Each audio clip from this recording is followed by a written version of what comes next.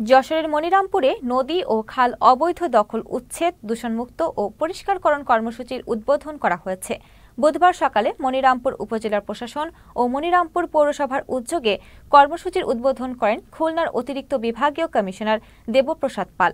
উপজেলা নির্বাহী অফিসার নিশাত তামান্নার সভাপতিত্বে বক্তব্য রাখেন মনিরামপুর উপজেলার সহকারী কমিশনার ভূমি মোহাম্মদ নিয়াজ মাখদুম, ওসি তদন্ত পলাশ বিশ্বাস সহ অনেকে। অনুষ্ঠানটি সঞ্চালনা করেন মনিরামপুর পৌরসভার সচিব কামাল হোসেন।